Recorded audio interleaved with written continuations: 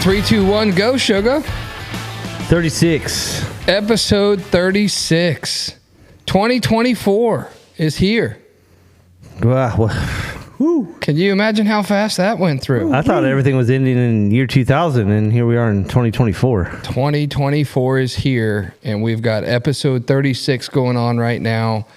I can't thank everyone enough, and I want to say a huge, huge thank you to everybody that has supported Future MX and all of the kids and the people and the riders that we supported in 2023.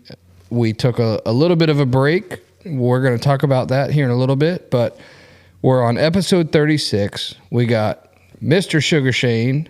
Yes, sir. I'm still here. Always here with us. And then the audio master engineer, Tyler Kasha, that always figures out how to put this show out and get it going. And we've got one of our special guests, returning guest, Mr. Dave Dookie. Thank you. Grandpa Dookie. Very, very proud of you. Very proud of you. Very proud of you. But we took a little bit of a break. We've gotten some messages on our Instagram direct messages and our Facebook messages about taking a little bit of a break and not really concerned about shying away from any of them. I think we can go through some of those messages real quick and get into some of that stuff. But the big story is we went through Mini-O's. In my mind, Future MX had a extremely successful Mini-O's, not only with the riders that we had under the tent, but also the Future MX riders that are supported and helped out and that we invite to come to the facility. I mean, we had a great week there, and I do want to apologize, and I will be the first one to say, because I'm pretty open on every episode that we have, that didn't feel great the whole week. Had a little situation the week before. Duke helped me with some of that stuff, and little medical hiccup in the giddy up, I guess you would say, but went through Mini-O's, not feeling super sporty, but got through the week. And man, if you look at the week as a whole, I mean, Duke, you were there the whole time. I mean, yeah, I thought you did. It was great. I think all new guys under the tent. The week went great, and had great riders and great exposure and multiple titles. I mean, with these guys that we supported, we kind of did a little bit of a different deal this year for Mini-O's, just because of the acquisition with the facility and the amount of financial resources and time that's going into the facility. We kind of changed our program up a little bit, I guess you would say, as far as Future Motocross goes as a whole. We're not going to be doing a Supercross team, which we initially thought we were. We intended on doing an East Coast Supercross team, but that changed, and we'll get into that too. But as far as Mini-O's goes, we kind of almost like a one event deal for a lot of these guys, and brought in some studs that just needed a little spotlight on them, needed an awning to be under, and needed the exposure that they got. And man, we went out and we had a great week. I mean, when you talk about some of these guys that were there, I mean, we had a pretty stout lineup under there, Duke. I mean, yeah, it was good. That was a nice week. I mean, weather didn't start out so great, but other than during Supercross? Because they start off with Supercross. Yeah. So Mini-O's always starts in Supercross, but Mini-O's we did pretty well. Will Conaguire was one of the guys that Supercross he did well. Yeah, Supercross he did really well, and he did well in outdoors too. But yeah. What's the total of guys that you helped out this year under your tent? 71. That's a crowded tent. Sometimes it was. Hey, you got Star Yamaha beat by a mile. No, we're not even close to Star Yamaha. I wish we could help 71, but we had 5. We would have had more, but Caleb Groves broke his collarbone beforehand. Oh, right before Mini-O's. Gotcha. So he was out. But Wilfredo Guzman showed up, and then we had Evan Stewart. Yes, he did. Which Evan was riding really well that week and ended up having an injury, which we'll talk about. Will Conaguire put on a great performance all week long. I mean, absolute standout, won multiple titles. Great kid, great family, really. I mean, that was very enjoyable for me to be around, them. He put it together. Yeah, to be able to see that go through. And then I'm not familiar with Will Conaguire. Will Conaguire. Who does he like? Who's he supported by besides you guys?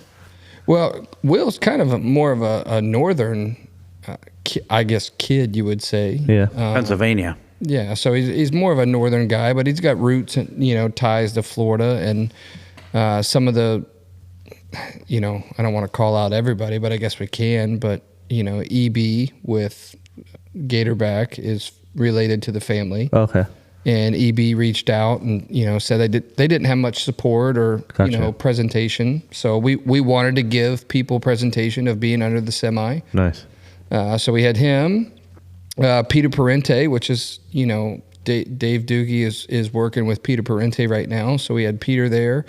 We had Maddox Perk was there, running some 85 and super mini classes, and then we also had Rowdy Keelan, and then we had the Ciceretti family.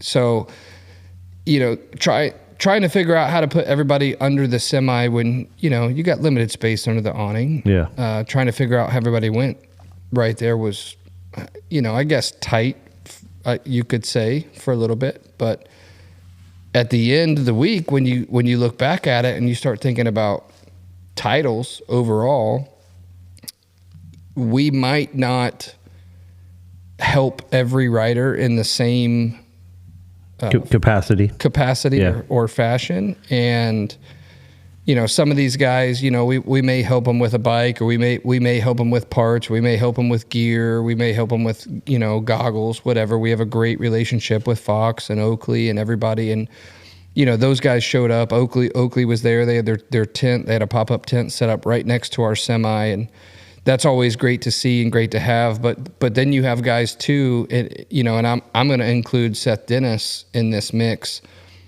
Seth is not a rider that we necessarily sponsor directly because he's an Orange Brigade kid. Right.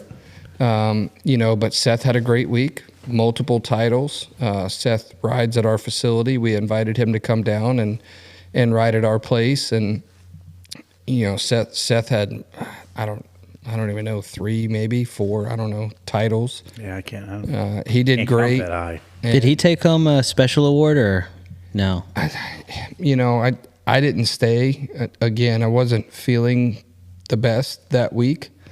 So I kind of dipped out a little bit early, which I apologize for the people, and didn't spend a lot of time with everybody that I should have. I mean, diarrhea, man, that'll screw you up. That definitely was not the problem. I'm so sorry. It will screw you up, though. It will. It will. But that was not the problem. Like 3 days worth of diarrhea, man. It's hard to It will stick screw around. you up. Yeah.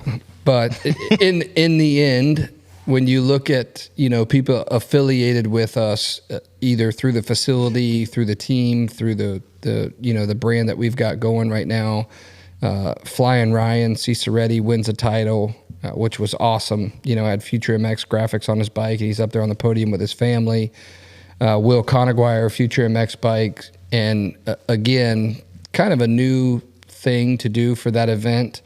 And then, Seth did not have Future MX graphics on his bike, so it's hard to call him a Future MX rider, but we do support, Seth, and right. He's at our facility, and we train with him. So it was cool to see. It was a great week, great overall. A little bit of rain at the beginning of the week, a little bit muddy, but we got through all of that.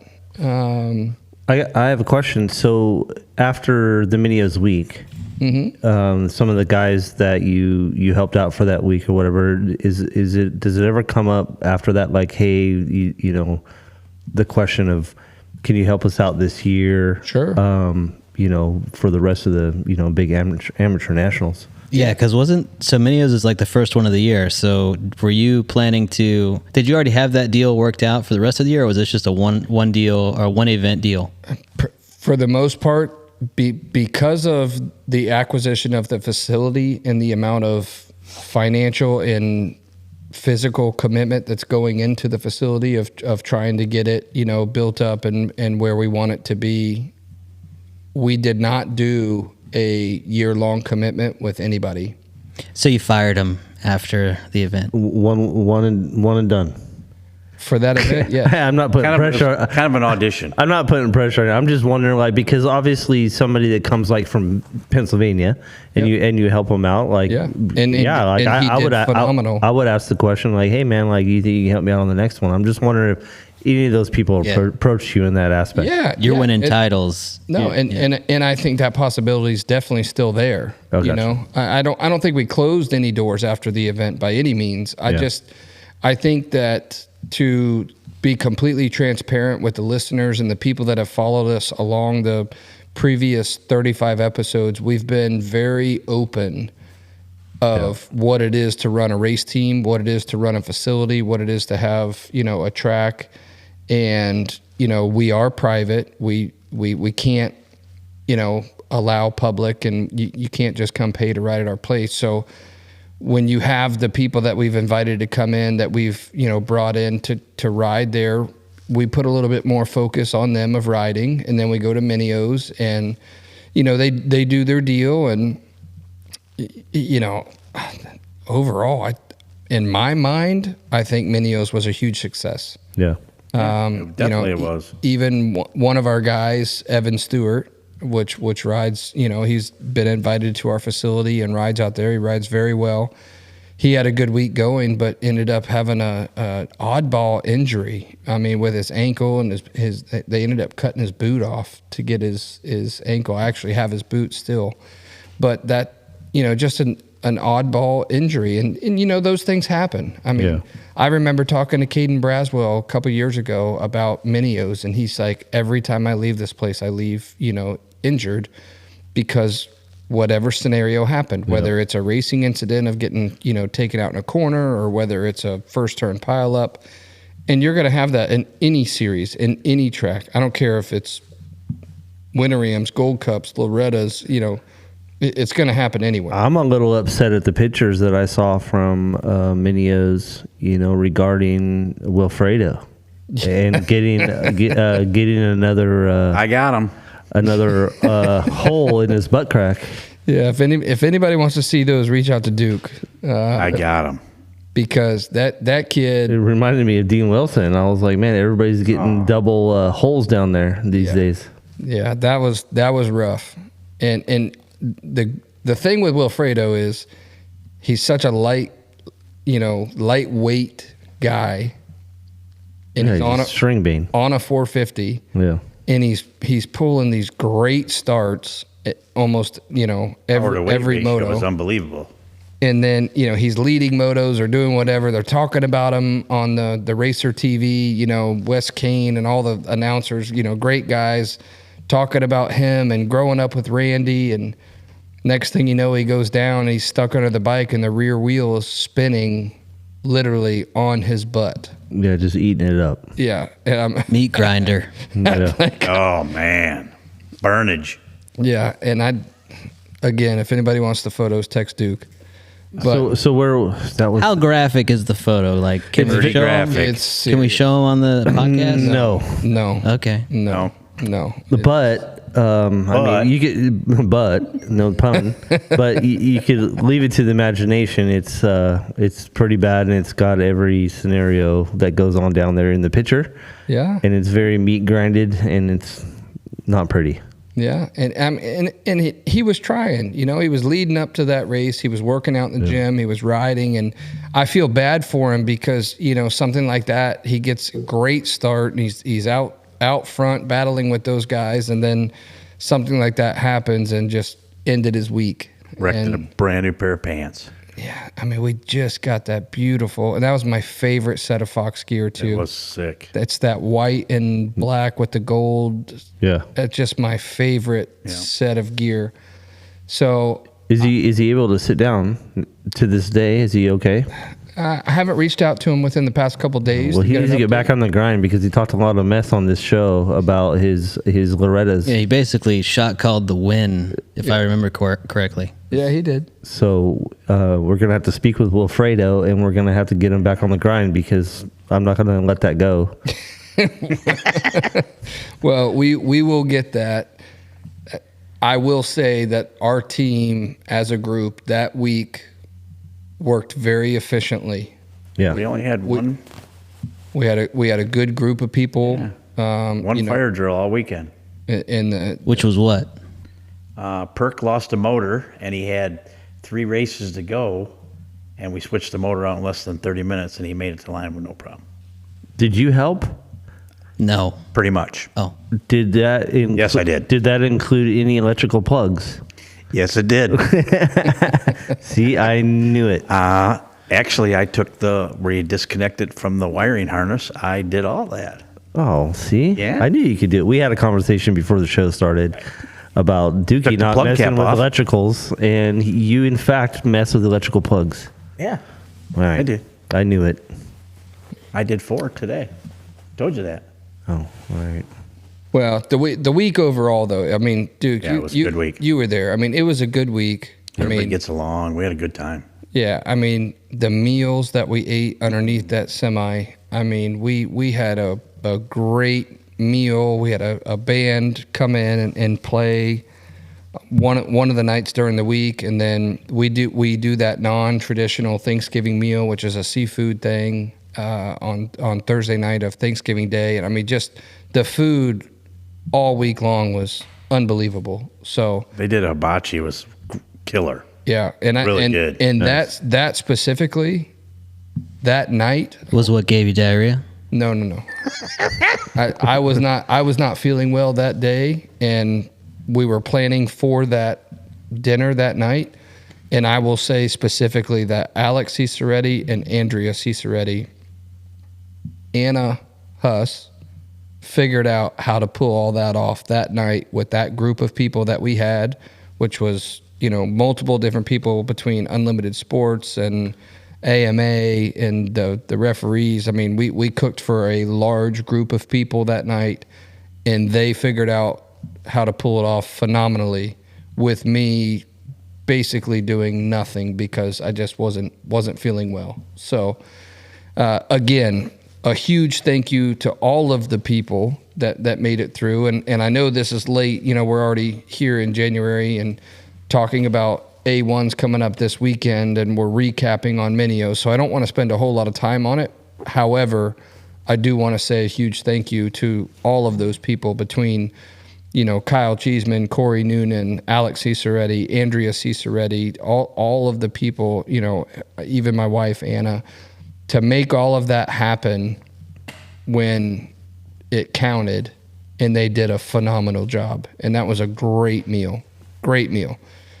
And then Brian, who's been with us, in this Future MX journey throughout the whole thing, coming up and doing the seafood night. Unbelievable. Never seen so much shrimp. Unbelievable. Just a great job. I'm so glad you guys came and didn't eat any of it and didn't come and support us whatsoever. Shane, you never showed? No, I did not. Tyler, were you there? Piece of garbage. Oh, I didn't see you there either. You were too sick. You didn't even see me. I actually skipped Thanksgiving this year Oh, that's great. like a Grinch. It was I smoked some ribs at the house and didn't have one piece of turkey and just did it completely different. Well, it was a good week. I will say that it was a good week. We had a great spot thanks to the staff and EB. We had a great spot from the motorhome. We were able to sneak away when we needed to in a kind of a private location, and to have the riders that we had underneath the tent. We had a good showing and a good week, multiple titles. So again, Will Conaguire, Ryan, they call him Flying Ryan Ciceretti, he gets a title, and Seth Dennis, even though he's not necessarily, a future MX rider, he's part of the Orange Brigade, and either way we support him and help him. So, there's a great week that goes through the whole thing outside of the Evan Stewart injury and outside of the Wilfredo, getting a new butt. But But outside, what sucks is that guy's a UPS driver. yeah, So if you see a UPS driver go by and he's standing, that's standing up Wilfredo. driving. that's Wilfredo. Wilfredo. He'll get like 3 years of disability. Don't worry about him. Hey, I got a question for you. Where'd you get that vest? That's a nice vest. Well, this this vest was a Christmas present. John Dutton. But if you notice That's from Dutton Ranch right there. That is. if you notice the Extreme Power Sports logo on the front, Yeah, that's why I'm asking. Like, I didn't know that they had their own vests. well, it's something, I'm working with Hans on trying to get Nice. some new apparel out from Extreme Power Sports. But if you notice that there's a brand new red bike sitting right behind Duke. Yeah. We've got a few of. Here's the truth about all of that. And, again, I try to be very open and transparent on this show. We do not have any contract with any brand on our race team. So the way with the facility happening, what we did last year without the facility being involved is, we were buying bikes, buying parts, and doing things and traveling, and we went racing. Obviously, we did pro, Supercross and outdoors. At this moment right now, we do not have a contract with anybody as far as a brand goes to ride a specific brand of bike, and it boils down to getting the best deal that you can possibly get on a bike. And we have great friends in this industry, which, is a small industry, but it's a great industry. And we felt that the route for us to go for, the people that we do help and try and support with bikes, even if it's at a discount, whatever it may be, was through Extreme Power Sports. And that's Hans in Tampa. Extreme Power Sports is just south of 60 on 301. And they gave us a great deal on bikes, and we will see multiple of the future MX riders switching over to Honda within the coming months. Mm-hmm. So right now we currently have 3 of them, and we are en route to get 3 more, hopefully within the next week or 2. And Can you get 4? yeah, absolutely. I'm looking to get back on the. They don't make a 125 anymore. Shane. I'm looking to get back on the horse, bro. Hey, I'm all for it. We ended up going down there and meeting, and actually Duke went with me, and we met with Hans, the owner of Extreme Power Sports, and Great guy. made us a great deal on a great bike, which is a great product. Everybody is fully aware of where we've been for the past couple of years out at the Dog Pound, which happens to know a little bit about a Honda. They've figured out how to adjust the levers and where to make the bike right. So we felt like Honda was a good choice for us. And with the deal that we were able to get through Extreme Power Sports, which, again, we're paying for these bikes. We pay for every bike. I heard it was buy one get one. No, it's not. Oh. Do not put That's that out GT bicycles that you're thinking of. there. Yeah, do not put that out there whatsoever. I'm kidding. Our deal with Extreme Power Sports, though, when we went down, we sat with him, we met with him, we told him what we wanted to do and wanted to convert some of our bikes over. So the bike that is currently sitting behind Dookie that you can see on the screen, that particular bike is going to be Mr. Peter Parente, which is going to debut that bike at the Winter Rams, the Florida Winter Ram Series. So he will be riding Hondas. We are also talking about, and it's in the works, but it's not a done deal yet because the bike's not here yet, so nothing's done until it's here, but switching Mr. Caleb Groves and Wilfredo Guzman over from the Cowie to the Honda. Man, I am so glad that Hans is able to recognize the local race scene or the amateur race scene. He's no stranger to it. Remember Mike Picone? Yes. Longtime sponsor cup rider. I was just getting ready to tell you, Tyler, the only time, Shane, you've been able to do it way more than most people, but being at the professional Supercross level and sitting on the starting line as a mechanic, and Duke, you've been there too, but the only time, well, I take that back. The one time that I remember at Daytona Supercross was on the gate for a heat race with Mike Picone on an Extreme Power Sports Honda. And that was years ago. We actually talked about it on the podcast when Mike Picone was here on our podcast with us before. But our roots with Extreme Power Sports and our roots with Hans go pretty good ways back. Well, they helped you out with Huskies too. They do, and that's the great thing about Extreme Power Sports, and that's what I was getting ready to say, and I'm glad you brought that up. And you just fed right into it.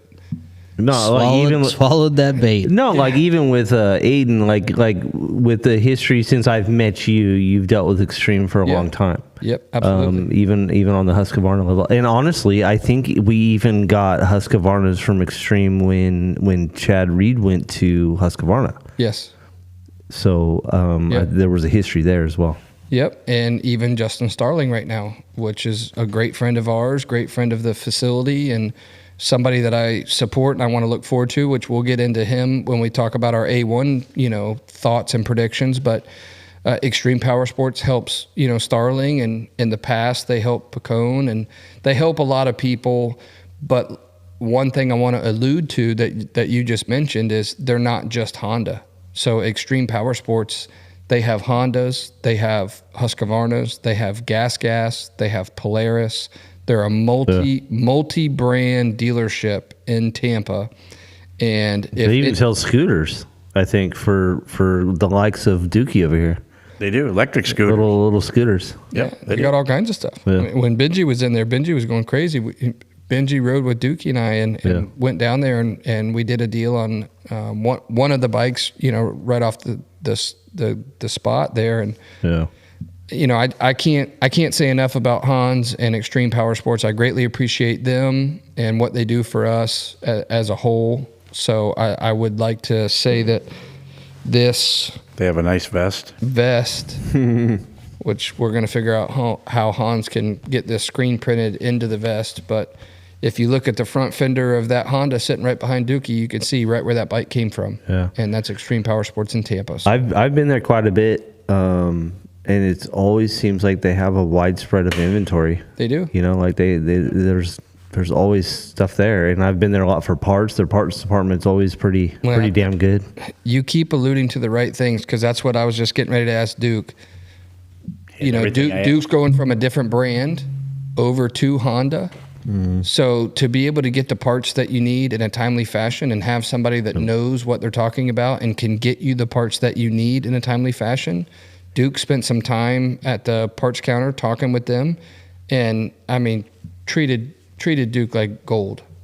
Just such a great group of people down there. So, yeah, everything I asked for, he had it in stock, ready to go. No way. Oil filters, air filters. Man, I went to a shop the other day. I couldn't even get a bar pad. Wrong brand, buddy. Anyway, we're not going to talk about that brand. What'd you do? Go to a Yamaha shop or something? Moving on. I need a bar pad. I got some in the back. They're red. If your stock bar pad wouldn't fall off, you wouldn't need one. It's so small. I'm insecure about it. Wrong brand.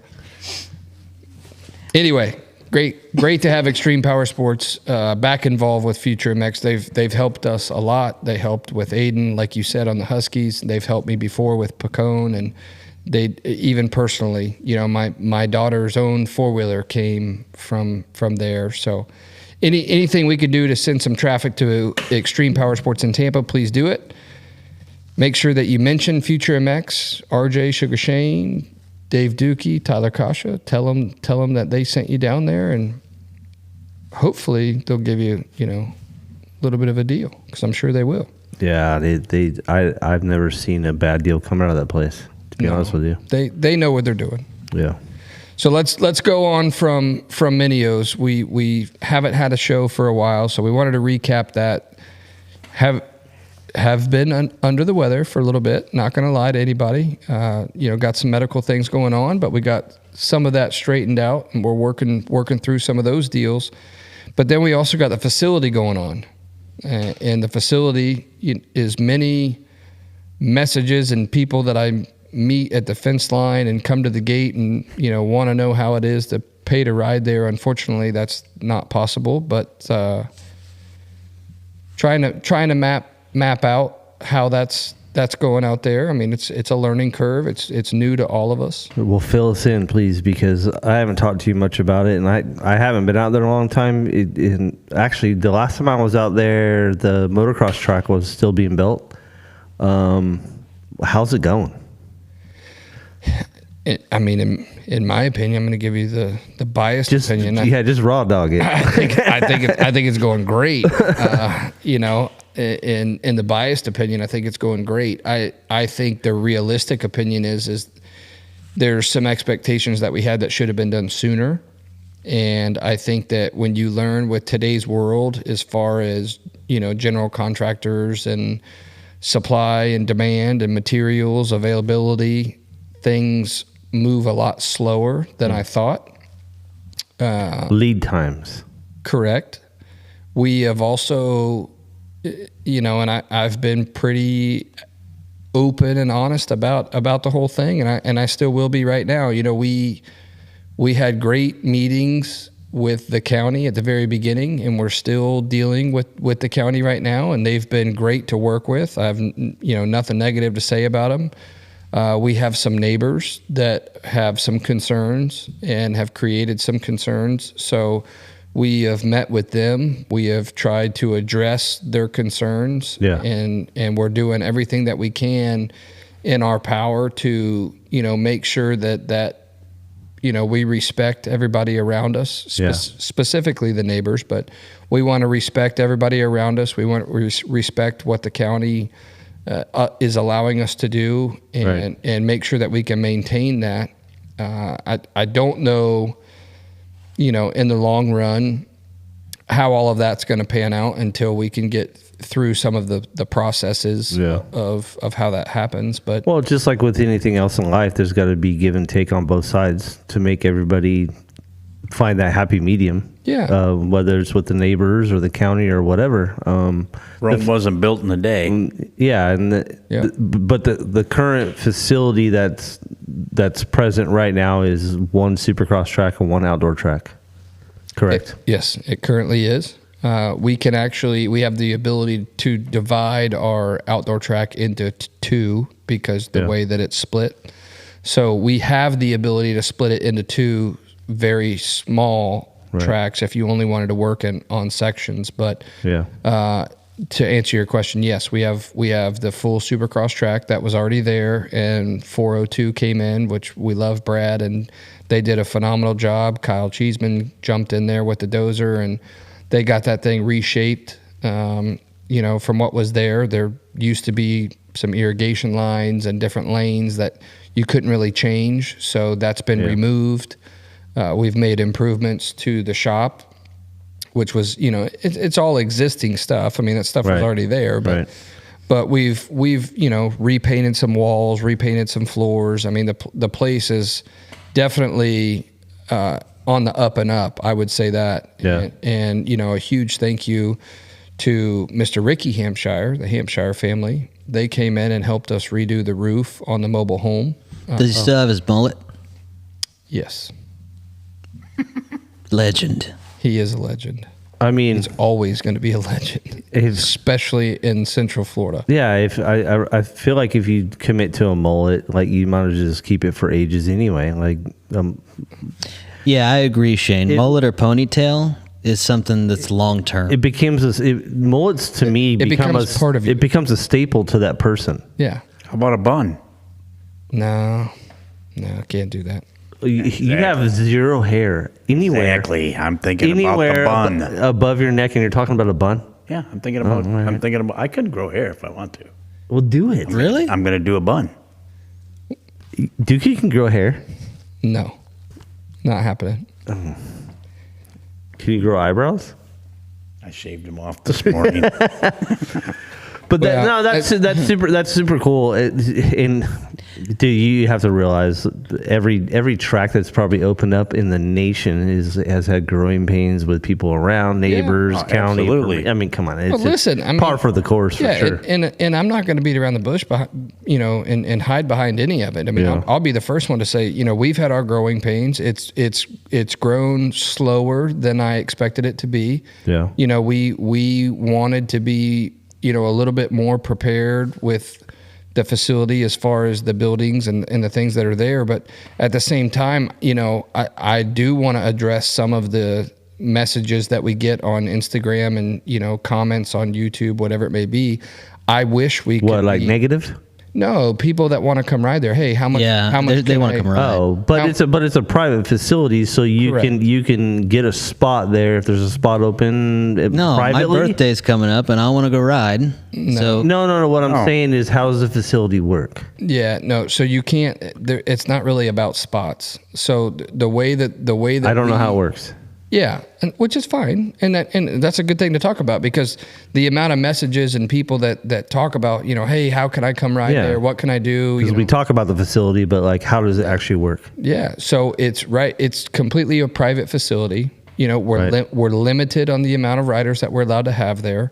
Mainly, between my own son that rides, and then there's a couple other partners that are in the facility with me. They have their own kids that ride. Right. So between our own family members, we're only allowed to have a couple invited guests that come out with us, Right. and those invited guests are the ones that get to come in when you have such a limited cap of people that can be there. Right. And we're restricted on the amount of riders. We're restricted on the hours that we can ride, and we make sure that we do everything that we can to follow within those rules and those guidelines. Yeah. And in my opinion, we've done a phenomenal job of doing that.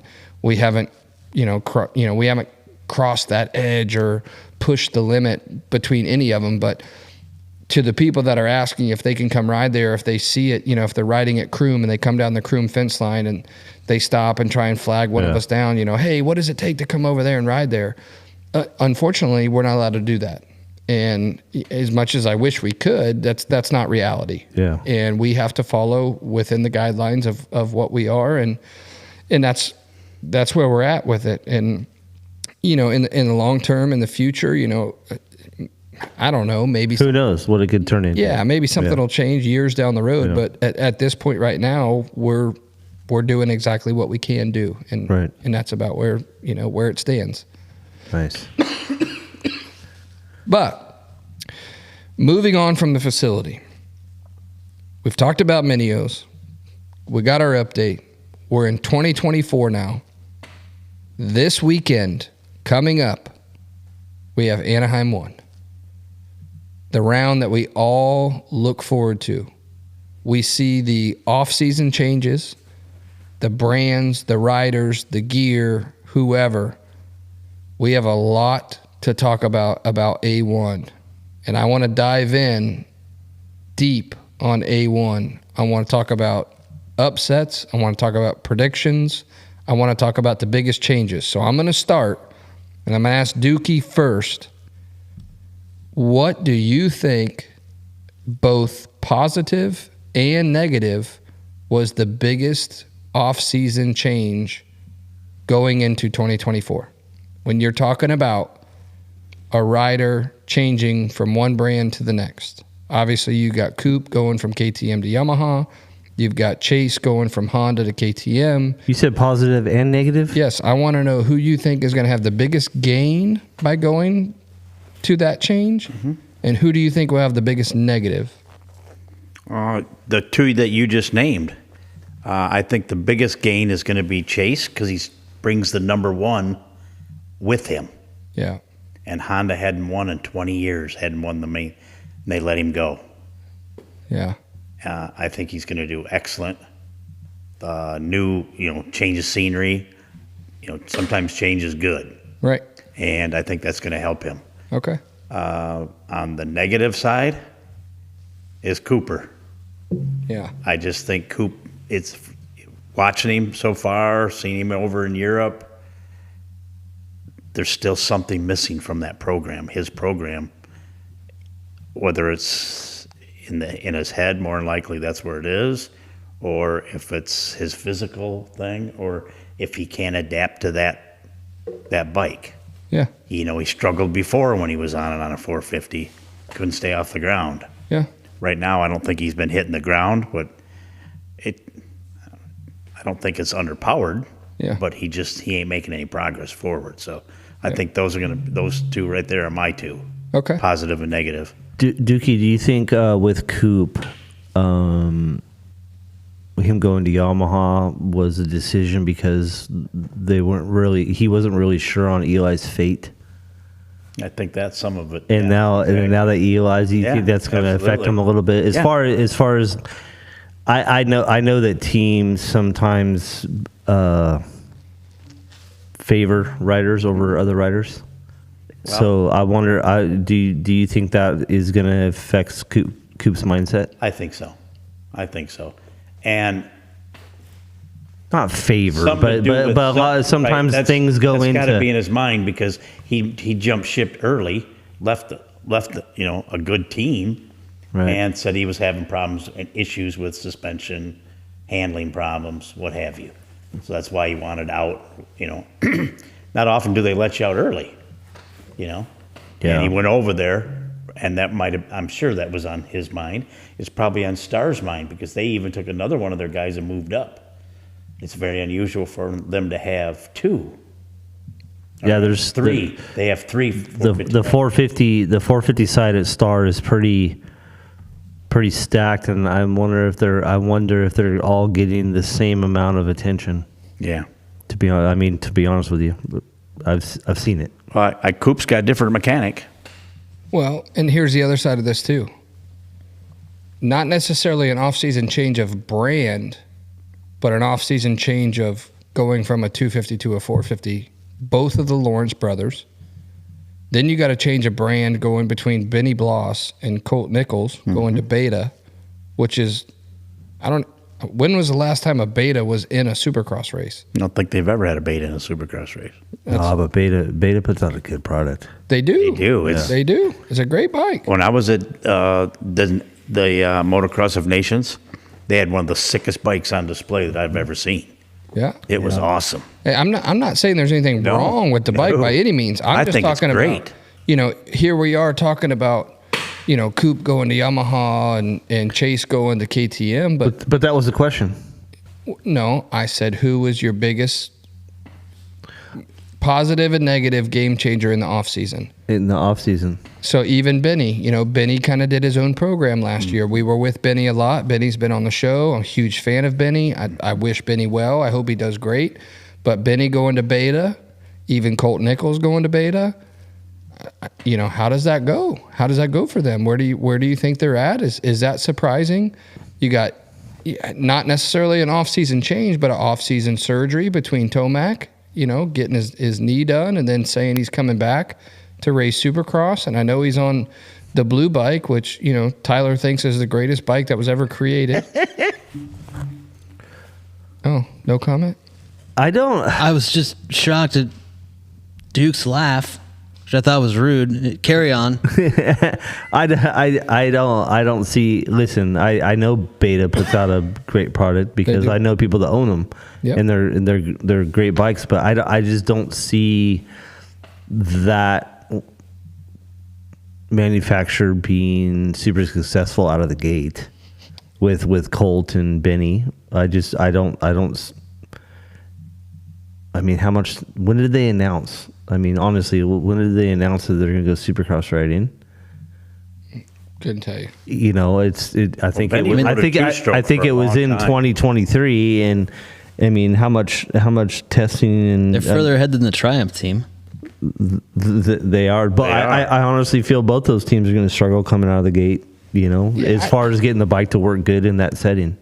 I think any first year model or first year team, I mean, it's almost like buying a first year of a model car, right? Yeah. So, the brand new model comes out, you almost don't want to buy the first year model because you want them to work the bugs out of it and figure out what needs to be fixed. And I think that those, and I'm not knocking any of those riders between Triumph, Beta, or whatever. Oh, it's not the rider. I mean, it's a comfort. Yeah, it's I think they both make a great bike. I just think that at this point in their career, I think that Benny and Colt, they're going to be a great development rider for that bike.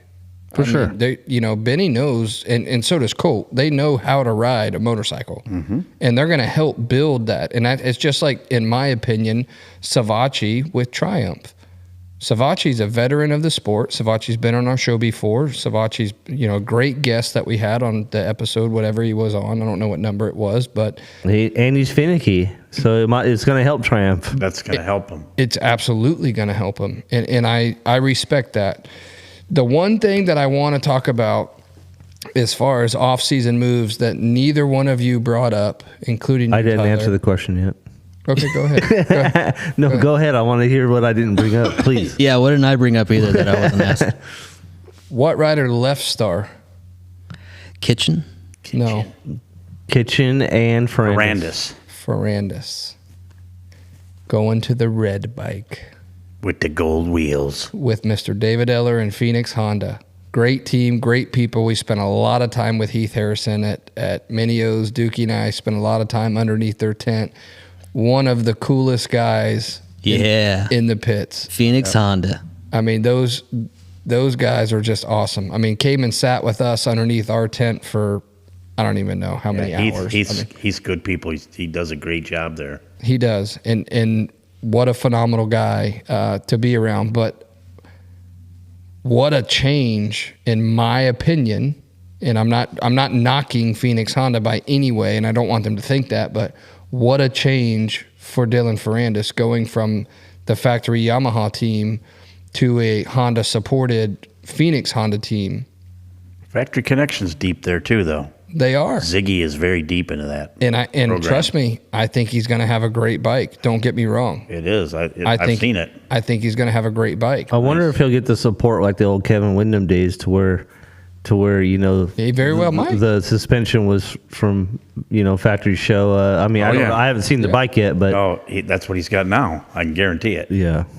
So I Seen it. I don't know if a manufacturer change for Ferrandis is going to make much of a difference. To be honest with you, I honestly think that Ferrandis has lost a little bit of his luster. Well, and I think that's probably part of the reason why Star decided, to say, "Hey, we're gonna go with Coop." But on the other end of that, staying with Star, you got Justin Cooper moving up from 250 to 450 full time. Yep. Again, not a change of team, but an off-season change, just like Jet and Hunter. Going from 250 to 450. This 450 class at A1 for me has got to be one of the most exciting that I've seen in years.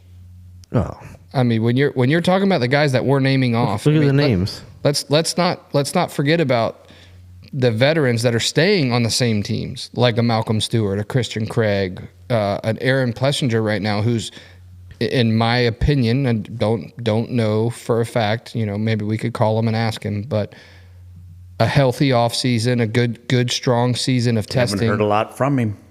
Going into A1, I think AP could be a silent threat. Dude, the guy wants to win a Supercross so bad. Yeah. Absolutely he does. And he's got the ability to do it. Yeah. Jason Anderson. Yeah. And back with Cowie again for consecutive years. Yep. AC's back with Cowie again. 20-something years. Did you know that? Yeah. AC. I was watching that. I was watching that preview show, and he said he's been with Kawasaki for over 20-something years. Well, It's freaking crazy. yeah. And then, hey, the other one that He we wrote a have, 65 for him. Yeah. the other one that 20-some years. we haven't talked about that's won A1 before. Bam Bam. Yeah. Oh, yeah. Bam Bam's won You A1 can't before. count him out. So, and then we haven't brought up the Kickstart in the room. Exactly. Kickstart Kenny. Kickstart Kenny. He's won A1 before also. They've got that Suzuki dialed, and I've worked with Larry Brooks. Larry Brooks is a mastermind behind that deal. Larry Brooks is good. So I think in this A1 field, who do you think? I know I'm almost certain Bam Bam had an injury coming back from. Tomac had a knee. But he's raced since then. Tomac had a knee that he's coming back from. Achilles. Okay, Achilles coming back from. You have minor off-season, twitches, injuries, surgeries, whatever. Who do you think is going to be the most prepared? And Tyler, I'm going to start with you. Who do you think is going to be the most prepared 450 rider for A1? That's a loaded question. I'm not saying who's going to win. No, you're saying who is the most prepared, but what tier of rider are we talking about that's going to be the most prepared? Are we talking about Jet Lawrence, or are we talking about maybe who's going to be the most improved because they are incredibly prepared? I mean, now you want to get so technical with all these questions. I'll just answer both. Okay, go ahead. I think that I think the Honda guys are probably the most well prepared and the most improved from as a result of their preparation is Dylan Ferrandis. Thank you. Really? Absolutely. Wow. Okay. I've got some inside knowledge. Well, apparently you're just loving the Hondas. Oh, you're not telling us, huh? Loving the Hondas then. I may or may not have seen Dylan at the test track, and I'm excited for him. I am too. I really am. I'm excited for the Phoenix Honda team. I'm excited for David Eller because he's been a stand-up guy to me when we have been at the races together and parked together. He and I sat next to each other at the Houston Supercross last year, and honestly, one of the most down-to-earth great guys. Yeah, he's an average person. Yeah, well. He drove the semi in to pick him up this year. All right, so RJ, let me answer that similar question. Okay. You want me to answer it? Yeah. I think to answer the question of who's the most prepared going in, from the little bit of knowledge that I know, it's got to be the Lawrence brothers. Neither one of them that I know of, and if I did know, I would share it, but neither one that I know of have had any major off-season changes, injuries, knock on wood. I don't think any of them have.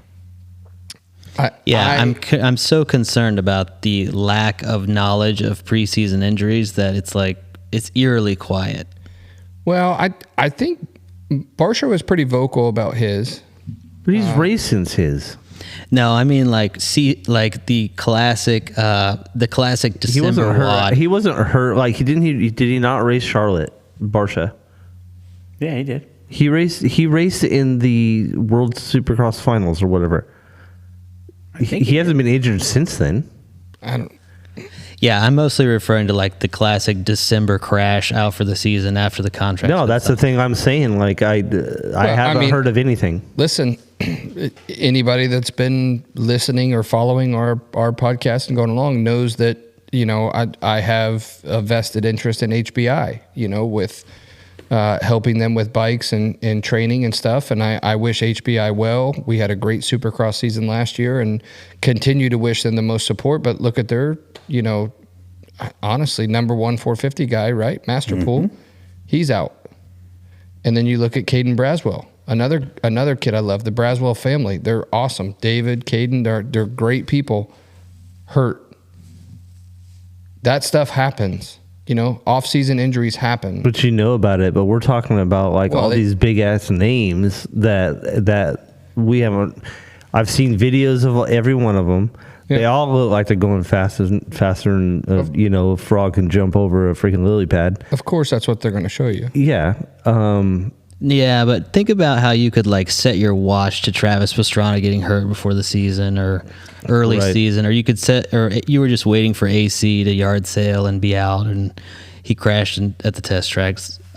That's what I think Shane and I are referring to. Yeah, like we haven't heard anything of any of that. But doesn't that make A1 even better?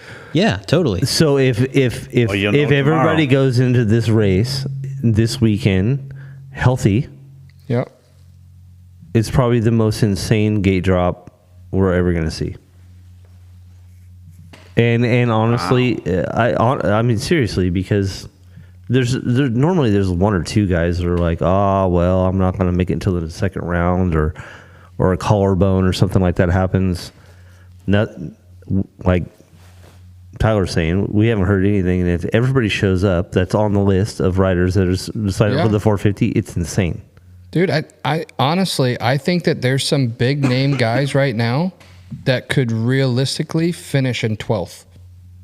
Yeah, there's too many riders. Some of the guys that we've already named. I mean, when you go through these lists, you know, when you're talking about the Roxon, the Tomac, the Sexton, the APs, Craig, Stewart, Coop, I mean, I don't even Ferrandis. It just keeps going on. Like the list with the Lawrence brothers. I mean, this all throws such a wrench in the plans right now for who is, you know, going to be your top 5 in the We're 450. never mentioning Yeah. any of the Kawasaki guys. Hardly I at all. just- AC, maybe. I just don't see them being there. Yeah, honestly. come on. I know. AC has stated he's got to get out of his comfort zone this year. Yeah. Yeah. He rode in within his comfort zone all last season. All he wanted the guy wanted to do was make it through the season without getting injured, and he did it. right. This year, I think the kid is going to have to throw down if he wants to get on the podium. I just don't see He it. wants to keep his job. Yeah, I just don't see it. He's gonna have to do something. with the competition that's out there right now. And I mean, I love AC.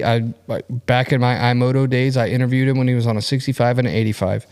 The kid is great. He's a phenomenal guy. I mean, stand up representative of your company. He's a great ambassador of Kawasaki. I'm not knocking him. I don't see AC in the podium anywhere this year. Who mentioned Cowie? Was that Duke? Yep. Duke did.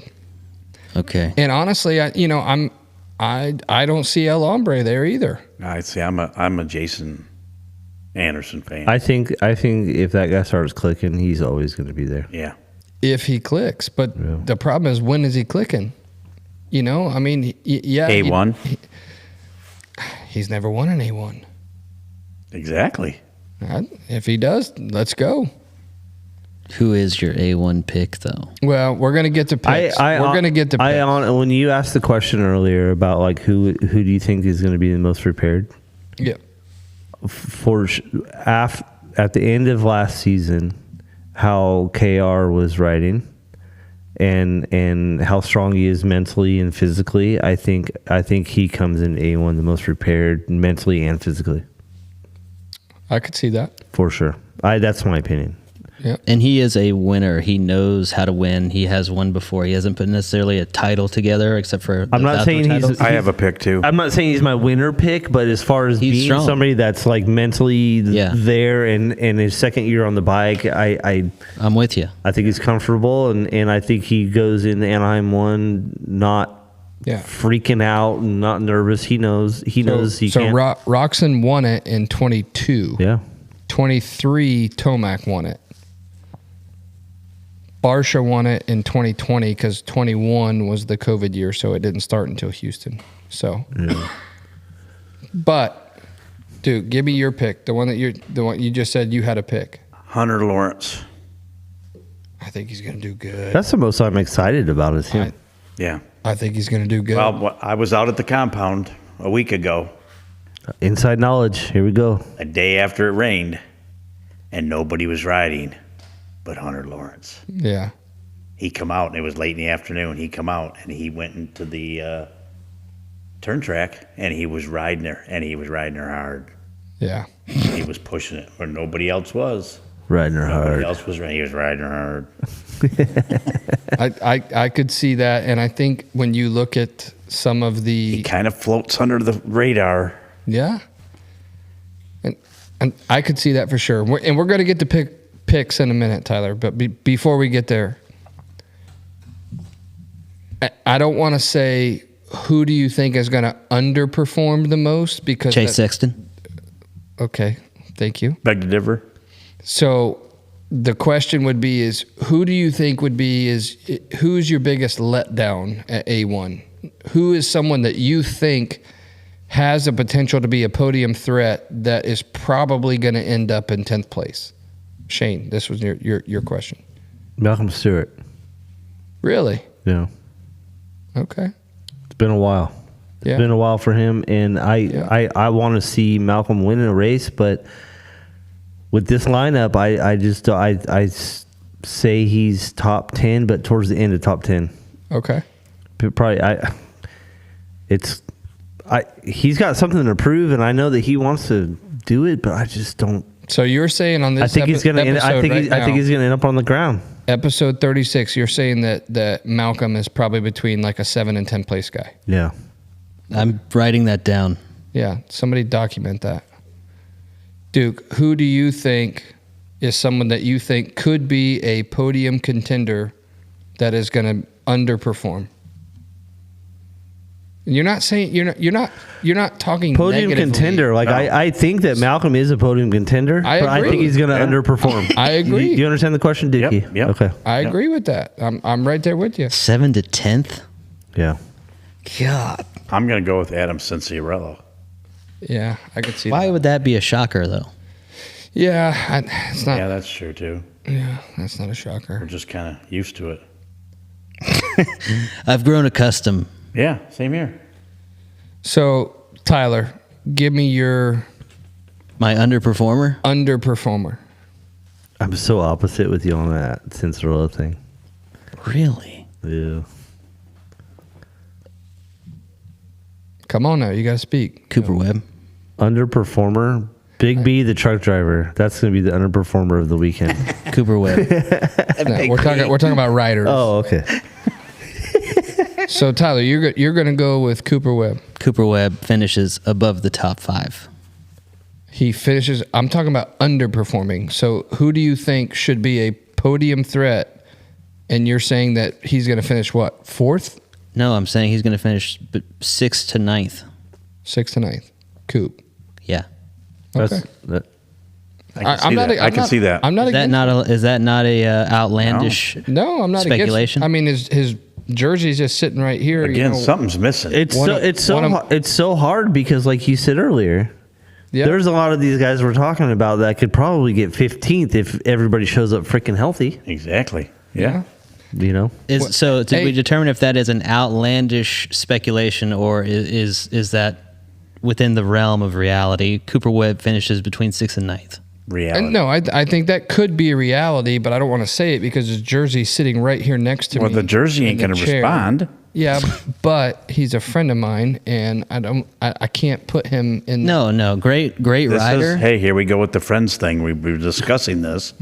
yeah, you This is can't. business. This business We're gonna is. separate. It's not like we You can got to play Pulp and separate Max. it. Hey, You got to let your infatuation with Cooper like go on the wayside. All right, so I'm going to tell you mine, Yeah, let me hear it. and it's not going to be a fan favorite, but I, in my opinion, Underperform. I believe the underperformer for A1 is going to be Chase Sexton. You're telling the wrong guy that. I feel that. where's the button? I didn't. Hey, Which one? That one? No, the B button. hey. So I'm glad you said that. To be honest with you, because Dookie answered the first question, and I think the biggest negative is with what happened in the off season is Chase Sexton going to KTM. Yeah. I really think it is. I think the guy's got problems. What do you think? He goes too fast. What do you think is I don't the- care what bike he's riding. Yeah, here, so if right he here. switched any team. Doesn't matter. Yeah, so if he's, I think. I mean, you're talking about the reigning Supercross champion. Okay. So you're talking about a guy that goes from a Honda on number one, completely different chassis, completely different brand, completely different bike. Struggled a little bit on the Honda in certain scenarios, even though, yes, won the championship, which, listen, I'm not about putting asterisks next to championships. That to me is a joke. I mean, Sexton did crash enough to have lost the championship and didn't. Right, but the people that were ahead of him, Tomac, Coop, Coop goes out in Nashville, right? That finished to win. So he finished the series and he won the championship and he earned that. No one can ever take that away from him. That's right. And I will not be the one that takes that away from him. Nope. So he is the number one guy right now, and he is going out as the 2023 Supercross reigning champion coming into 2024 A1. I feel that he should be a podium threat, but in my mind, I do not see Chase. Well, I don't see he's Chase on the also board. he's also coming onto a team that where I feel personally that Cooper and Plessinger have struggled with that bike. Yeah, Definitely. fully aware of that. So Definitely. But they got a do new you- frame now. Do you think they're gonna work some crazy? Magic? Maybe they have. They got a new frame 2 weeks ago. Well, I think there's magic. Is that frame available to the public? Yep. It's Yeah. on the new Yeah. 20, what do they call them, 24 and a half? Factory edition. Yeah, Or- factory 20, edition. now we have halves. Yep. Yes, halves. I forgot about halves. Yeah. All right. Well, I mean, Why they make it halves? maybe the new frame is gonna turn it around for both of those Supposed guys. to have the flex. I'm in complete agreement with RJ. Chase Sexton is looking for a motorcycle to suit his riding style. He needs to change his riding style to suit the motorcycle. that's going to be tough. That's a tough feat to ask. I mean, I know it's like a horrible comparison, but It's hard for golfers anybody. change their swing. Wow. Other professional athletes, I think it's- pitchers change their pitch. I think it's hard. This is my opinion, and I'll probably never get a job at KTM again because I did work there. I think it's hard for the current people that run KTM to like let go of like the Dungey years and even back to Roxon racing there and the success that they had so much with those guys or whatever, that it's hard for these current guys like Coop and Sexton and Plessinger to come in there, and it's hard for them to accept that they're not winning like they did with Dungey. Right. Do you And- think and that these- Yeah, KTM? no, I agree with that. You think that KTM says that you're not a Denji, so It's like, I think KTM has the mindset, this is my opinion, take it or leave it, but I think KTM has the mindset like, we're KTM, this is what we offer, if you don't like it, piss off. Well, I mean, They're going I to think test that's- and they're going to make changes, That's kind of the European way. of course, but they're going to make changes and they're going to try to help Chase out and Plessinger, but I just don't, it's only going to go to a certain level. And if they start struggling with that bike like they have or whatever, I mean, the person to talk about that would be Cooper Webb. yeah, and that's what I was going to say. I don't know how much we want to get into about. I think they over-engineered everything last year. They overthought the whole process. Well, but if you get into the process and you start doing it and you do anything outside of what they want you to do, Right. then all of a sudden it's what you're doing. It's not what they're doing. And I think that's what Shane's alluding to Yeah. Right. without calling anybody out, which we're not here to do. But No. But if I you're- love those guys, and they're all great guys. they are. But I don't know. But maybe I mean, I think they were on a really hot winning streak for a lot of years, and it was the bike to have. it was the Yeah, bike to have, absolutely. and the bike has changed, and It's a cycle. it's a cycle. I mean, look how many Look at a years. Honda. Look how many years Honda didn't do. 20 years before winning an elite class again. Yeah. Yeah. And I think, but the at the end of the day, they're all good bikes. They're all amazing. It's up to the guy that's riding the damn thing as Yep. well. So That's where you come prepared. So if we talked about who's the biggest letdown, and we talked about the off-season changes, who do you think is flying under the radar right now that nobody's necessarily watching or counting on or thinking that's going to be a podium threat that could be there? 450s. Yeah, we're only talking 450s. We haven't even gotten to 250s yet. Yeah. But in the 450s, if you have somebody that we we talked about the off-season changes, right? Of people going to different brands or making the switch from 250 to 450. We went through that. We talked about who was going to be the most prepared.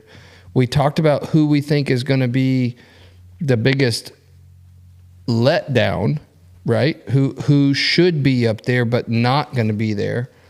So let's go to who do you think might be that 6th to 10th place guy from last year that has done something either in the off season, training or branding, and putting you up there towards that podium, top 5 podium guy this year.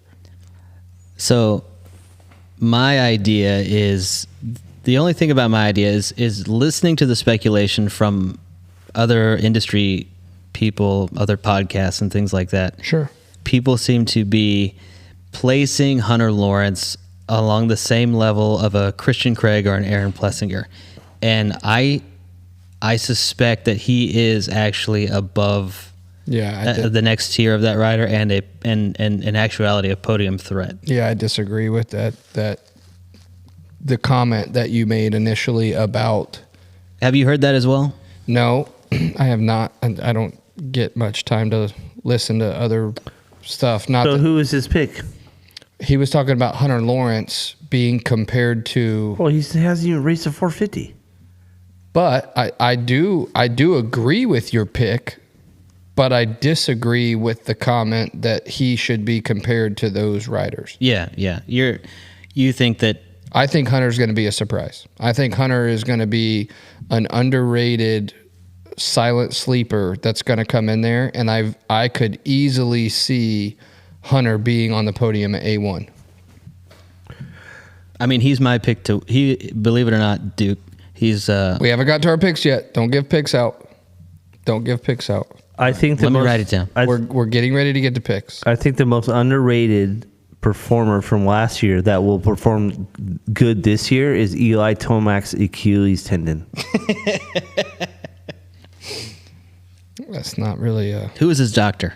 Yeah, that's not really. I'm just saying. I think that's not really a major change. I think that it is changed. It's Olympic doctor from Colorado. It's rebuilt, and I think it's gonna perform phenomenally this year. And honestly, I mean, I'm talking about people like Christian Craig, Malcolm Stewart, AP, outside of AC. outside of A1. Outside of A1, a guy like you're saying, like the question is like who is like there, but who's your biggest Malcolm surprise? Stewart. that you would think is probably going to be a 6th to 10th place guy that's going to end up putting it either on the box or in the top. My 5. hope is Malcolm Stewart. I hope so too. Yeah, that's my hope. I would love to see Malcolm do it. Let the record show that he said like 10 minutes ago that Malcolm is the 7th to 10th place rider. Anaheim won. Okay. That was Anaheim 1. I'm talking about the season. I'm talking about Anaheim. He's 1. talking about Anaheim. Anaheim 1? Yeah. Yeah, well, he didn't finish. Did he finish? He didn't even finish the season. So, yeah, Malcolm Stewart.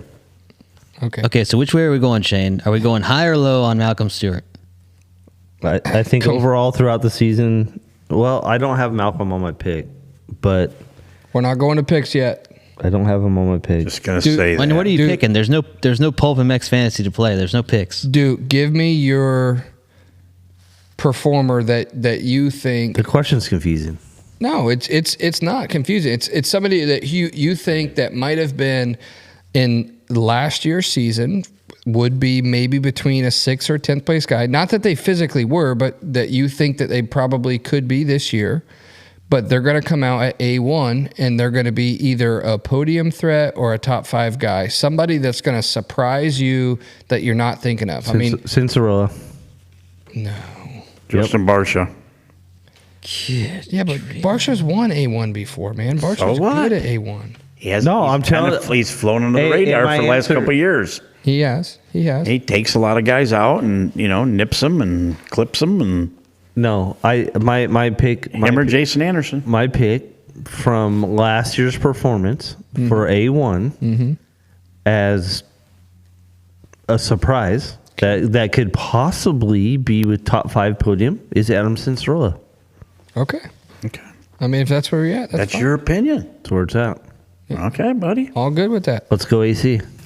All right, so let's go to the next question. Outside of Chase Kessler. okay, thanks. Outside of your top factory guys that we're talking about. We've talked about the Star guys, the Cowie guys, the Honda guys. Whatever, Gas, Barsha, and Husky. You go outside of them. Who is one rider in the 450 class that you would like to see at least make the main event, or if not, do well in the main event, no matter where they place? And I'm going to start because I'm biased. And Dookie already knows where I'm going with it because Dookie has helped him and has already supported him, and we do in some type of fashion. I'm going to start by saying Justin Starling. Justin made, I want to say, every main but one last year. Mm-hmm. And that only main that he did not make was because of an injury.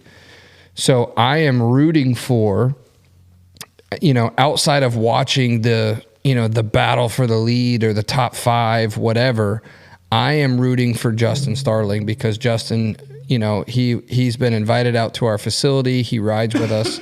We want to see his growth, this year. And we hope that what we're doing with our facility and him getting on the troll training program, we hope to see his gains and his goals. So I'm going to go with Justin Starling. But is there any other rider outside of your factory, big name guys that you're looking at that you're like, man, I really hope this guy does well? So let the record show that you hope Justin Starling makes the main. Yes. You can put that on paper. Okay. Which I think is going to be tough. I mean, well, where would you define like a Dylan Ferrandis who's not on a factory ride? Yeah, see, I don't consider. It's pretty close. Yeah. I mean, it's factory supported, perhaps. Yeah. Oh yeah. Yeah. I don't necessarily consider.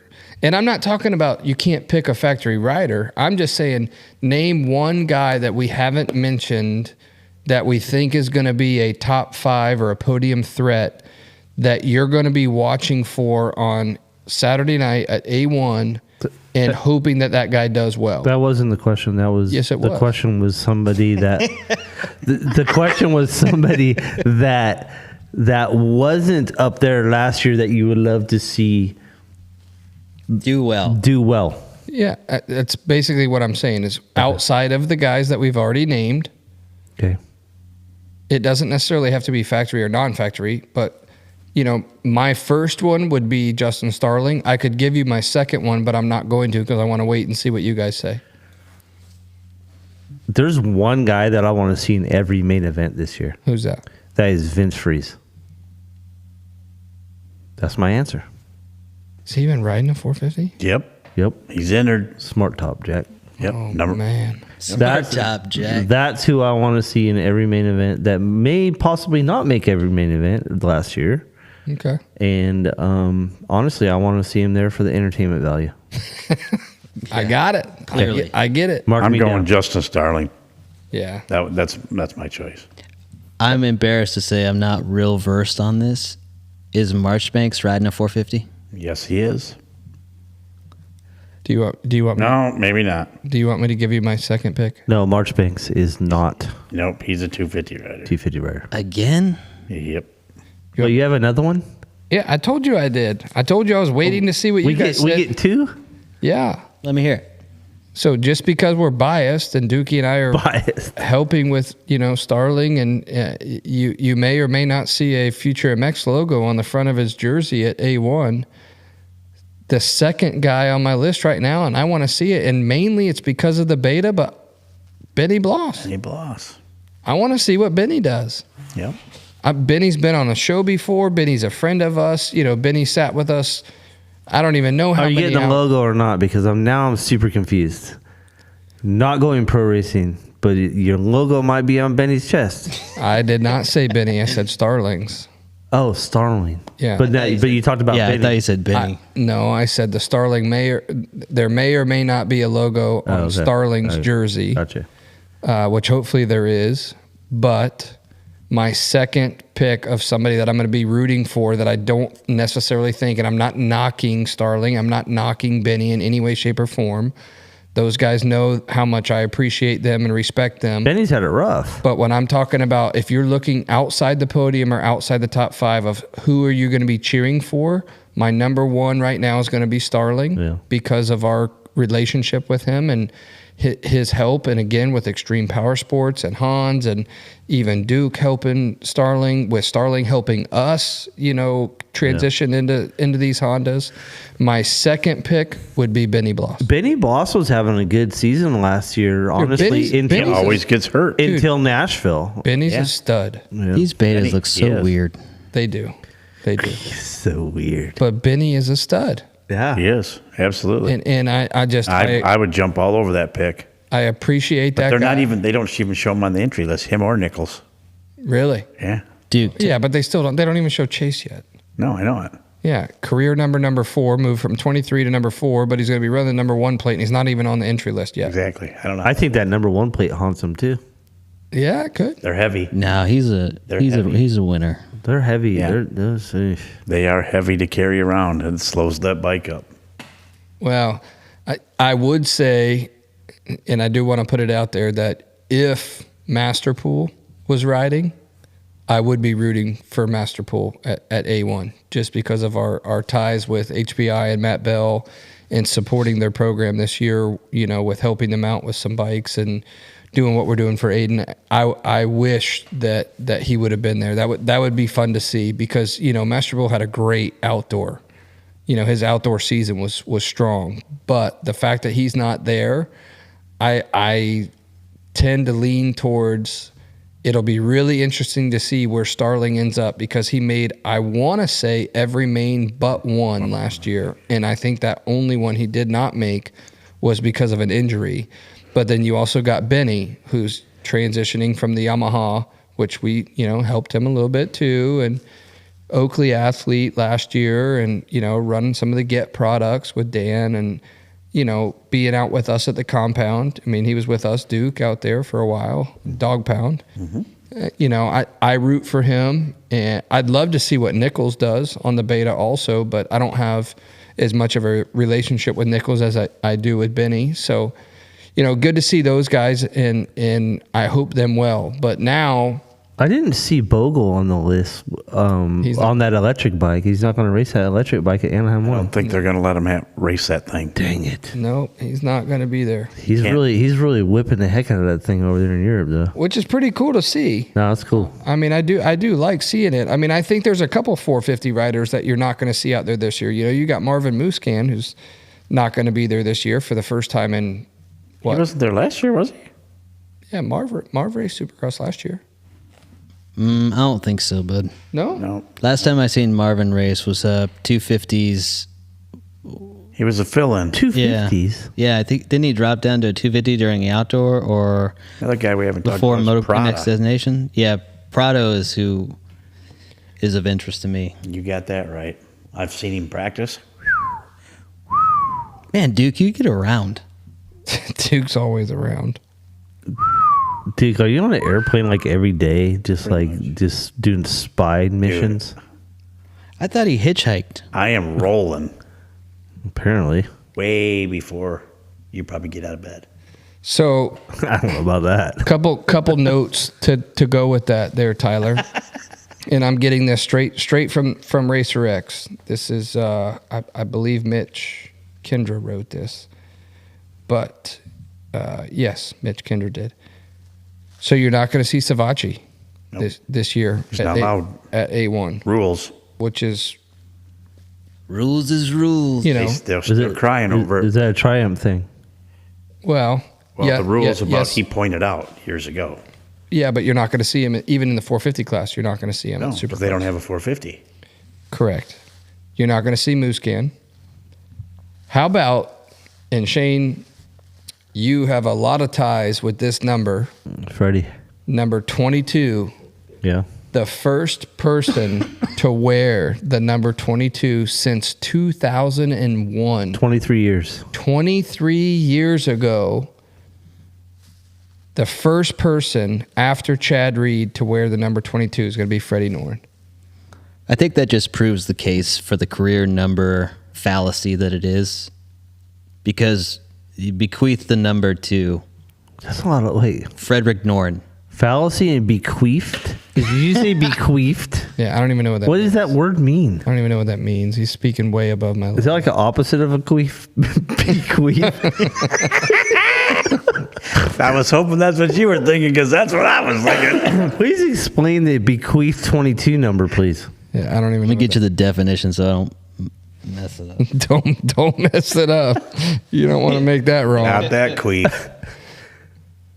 Well, if you look at the 5 different main event winners in 2023, Tomac had the most at 7. Chase Sexton was second with 6. Webb with 2. Roxon with 1. And Barsha with 1.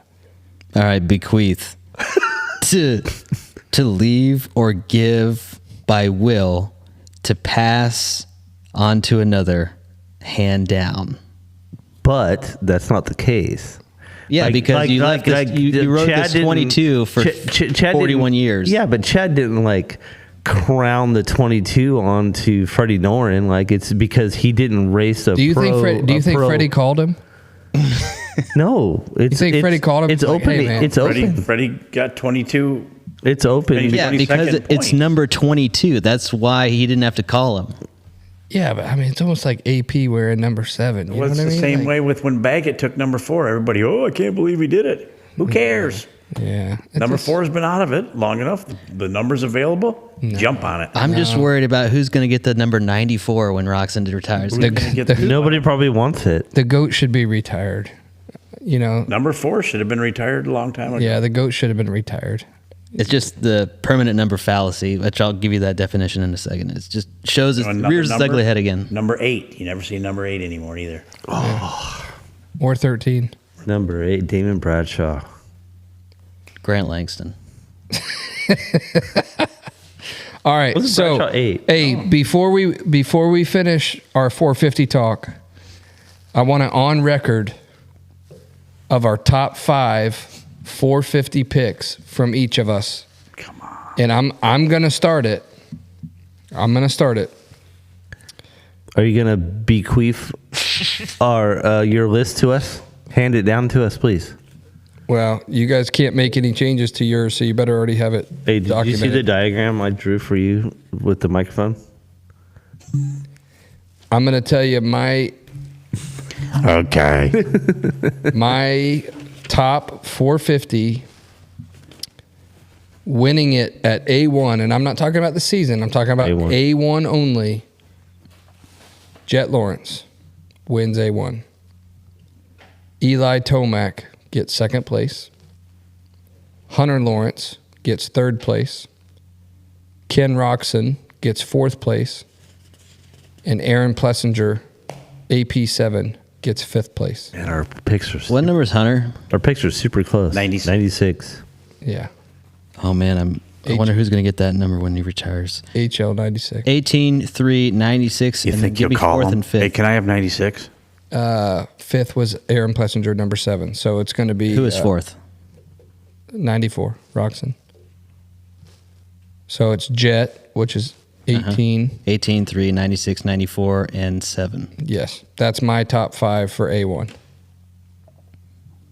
And I'm sorry to all of our friends and riders that are listening that I did not pick in the top 5, but That's the way the cookie crumbles. that's my guess. Yeah. Okay, go Shane. All right, Shane, hit it. Mine's very close to yours. Okay. Mine is AC Little bit of or plus AC. Okay. Go. Eli, number 1. Jet Lawrence, P2. Mr. Hunter, P3. Okay. Mr. Kenny, P4. Mm-hmm. And then with a surprise P5 from my comment earlier, Adam Cincerella. So you swapped my 1 and 2, Yep. and then you changed out the number 5. Yep. Okay. I respect that. I respect it. I think the class is stacked, and there's a lot of sleepers in there that are going to get in there. But at the same time, when I'm looking at my list, I kind of feel like Roxon is going to clean Hunter out.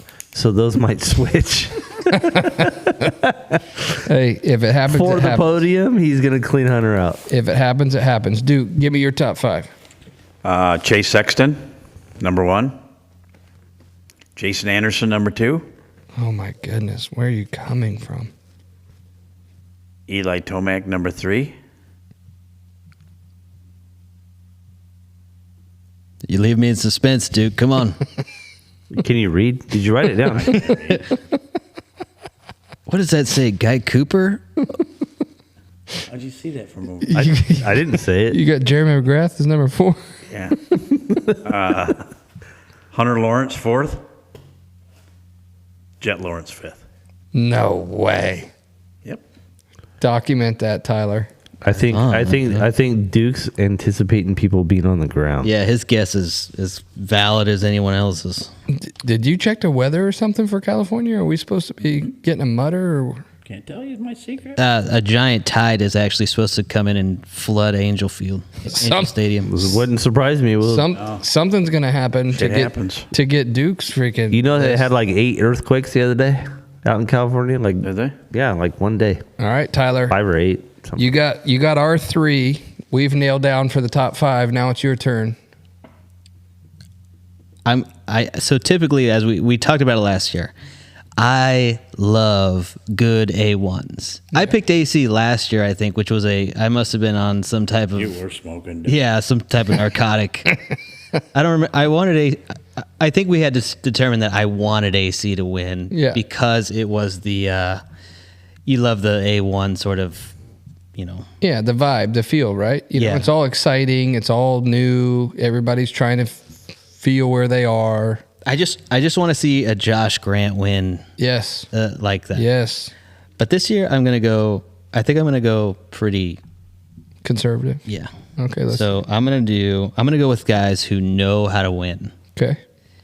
And they may not be the fastest, but they're gonna put together. So I'm gonna go 18, 3, 94.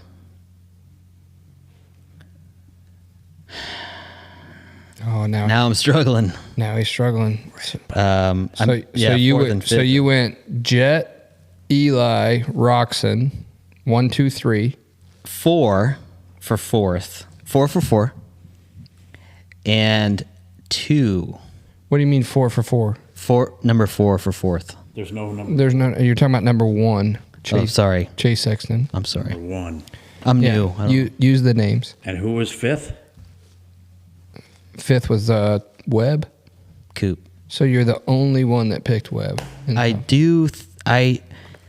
I'm going with Webb because I need somebody who knows how to do it. Right, a Yamaha. Yeah, and honestly, that's a solid pick. He's got to put a Yamaha in there. Yeah, and That's why. yeah, and that's a solid pick. I mean, it is a solid pick. It really is. Yeah, I think the only one that's out of whack right now is probably Duke. Whatever. It wouldn't be the first time. I think most of those are, I think all of us have the same. The only ones that none of us. I think we're gonna all be completely wrong. Yeah. Well, none of us included Barsha in our top 5. Who would fall into that category of knows how to do it, right? He knows how to get it done. Anderson's gonna win it, especially at A1. Yeah. Nobody put Anderson in their top 5, right? Very possible. Yeah, Duke did. I did. I picked him you second. did? Basically had him winning. Oh, excuse me. Ferrandis. Nobody had Ferrandis. Oh. Right? Do I see? I could see him in the 5th place spot. If Geese is on the board. Yeah, I could see him in a 5th Is place. he his spot. race mechanic too? It might be. Geese? No. No. That was a good impression of Geese. That was perfect. No. No. Shane, no. All right. Do we even want to get into the 250s? Because 100%. It's a great class. The class changes. The race order changes by the minute. I mean, looking at it right now. I mean, I might need to Changed since we looked at it refresh. 5 minutes ago. Might need to refresh my entry list. Refresh. Hey, I think the most important thing out of this is I want to have people put in their top 5 picks in the comments On YouTube. on YouTube. Yeah. I am so curious. Because if you look at the comments on posts of these guys riding and stuff like that, it's all over the map. Yeah. Right? It's everywhere. It's Tomac's going to. So let's do this. If you are listening to this episode right now and you can put your pickup, which you can put it in the comments before the gate drops of Anaheim 1, which we can see based on the timestamp of when the comment was made. If you put your top 5 in a person that comments on YouTube beats any of our top 5, Hold on. Okay. What? right? Yeah. Okay. You following me? All right. So if anybody in the comments, if they timestamp their picks before the night show, which they moved the night show earlier now, Okay. so it's not at 10 o'clock at night anymore. Oh, what time is it? 8 o'clock. 8 o'clock. No way. Way. They moved all the West Coast rounds forward. So now it's going to be 8 p.m. Eastern time on Saturday. So if anyone in the comments puts up their top 5 picks in a better order than what you just documented or what you've just listened to on this episode, if you beat any of us, then we got to do a giveaway. So how do you tally though? If you get somebody in the top 5, is that worth 1 point, or are we doing Based on the position they finished. Or are you doing based on the position they What if finished? one of And the lowest score listeners- wins? Lowest score wins. What if one of the listeners gets all 5 for both classes correct? You give one of these Hondas. No, we're not giving Okay. Oh, We're not giving away a Honda. Let's see. Hey, let's see if we get Extreme Power Sports involved on that one. You can hang out with Duke for the day. Yeah, oh, shoot! we'll get Extreme Power Sports I in. don't on even that need picks to make that happen. I want to know how. I do want to get clarification. How would the score be tallied? So you get no points if you're incorrect. one. Correct. If your rider is not in the top 5, that's a 0. Okay. Well, no, that wouldn't work because then you get, if it's lowest score wins, Yeah, I'm thinking. you score what your rider scores. So wherever your rider places. So let's say that Duke picked Anderson, JA21. Hypothetically, he gets 20th place. He would get 20 points. Even though he picked him in second place, he would get 20 points. So out of your top 5 riders, the lowest score out of the top 5 wins. So you've got the 4 picks that we've made. So depending on all of their finishing positions, no matter what the order is, the lowest score out of all of that wins. Okay, so the only concern is that. What if there's a tiebreaker? Yeah, no, or the only concern is that if I swapped who I picked with somebody else and then they end up finishing a correspondingly worse gap. So take your example. Duke, he picks JA to get second. Jason Anderson gets 20th. He was plus 18 off. Oh, you guys are making this way too complicated. Yeah, So you were plus 18 off. that's above my pay grade. Yeah, you're Yeah, killing same me. here. All right, we'll just give away a Honda to everybody. Everybody gets a Honda. No, you can't have none of. I mean, Hans will give you one to give away, but these are spoken for.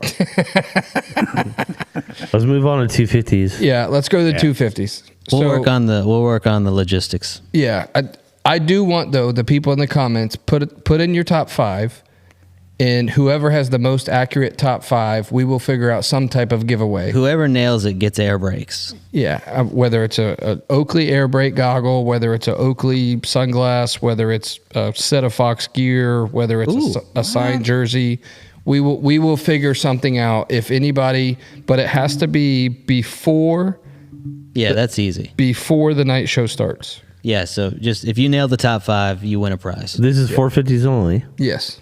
That's what, all. what about between us four? I want a steak dinner if I win. Oh yeah, man, I'll get you a I steak. feel like a ribeye right now. So bad. Oh man, That's the third time you've said I'm that. so hungry. I am hungry too now that you keep saying that. I'll get you a little cube steak. I'll get you a tube steak.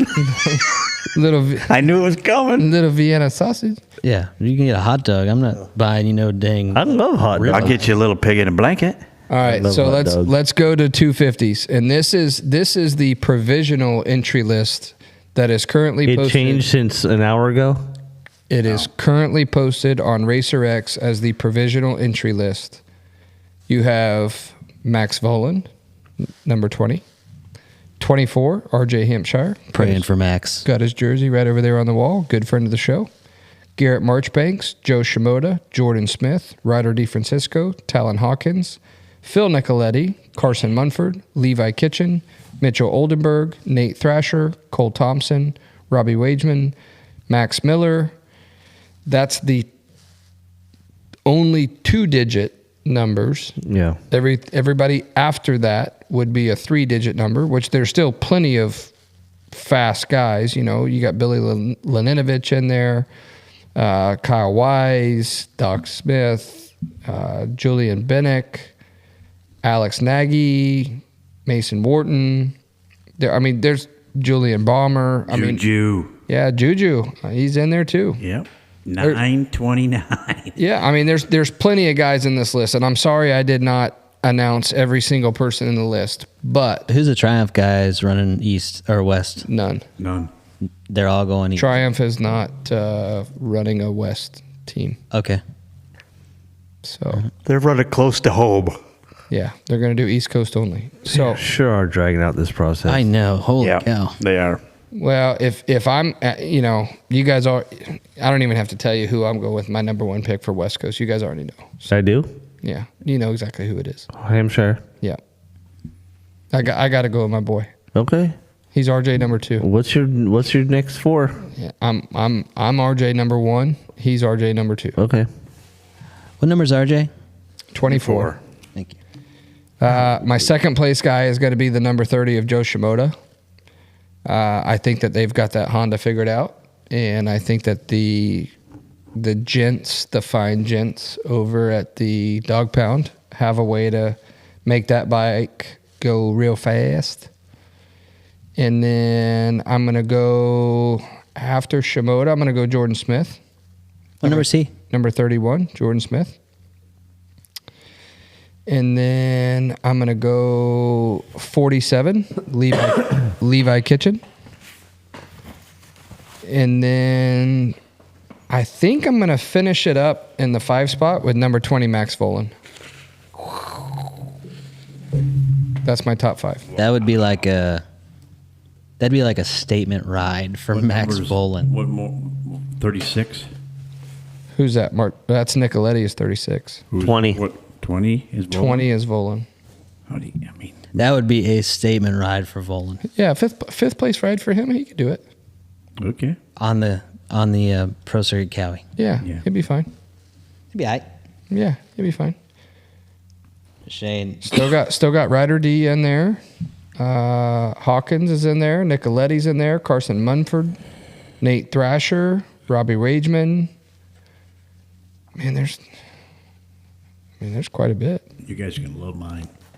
All right, here we go. Let's get Dukes. All right, Go ahead, dude. Duke, hit it. Joe Shimoda Yeah. for the win. Good call. Ryder D second. RJ Hampshire third. Kitchen fourth. Thrasher fifth. What number is Thrasher and that other wacky selection, DeFrancisco? D Fran is 34. Thrasher's 57. Thank you. What's is Faulkner riding?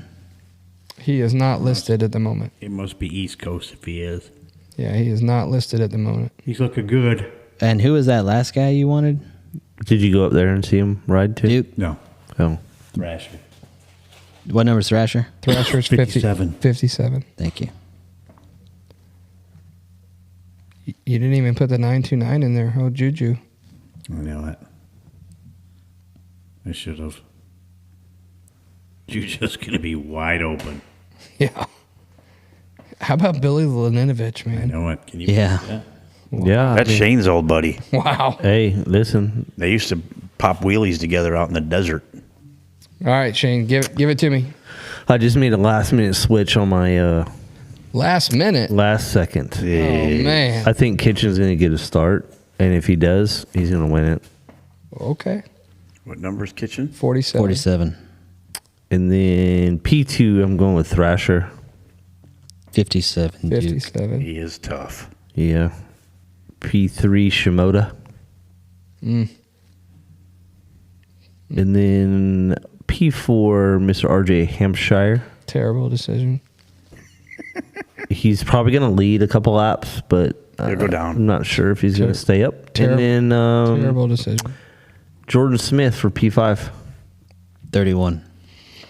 Okay. I think it's a pretty good little pick there, bud. No, I think that's terrible. But go ahead. That's fine. All right. I can't put RJ Hampshire up front. Like, Hey, RJ number 1 and RJ number 2 out of Pasco County, Florida.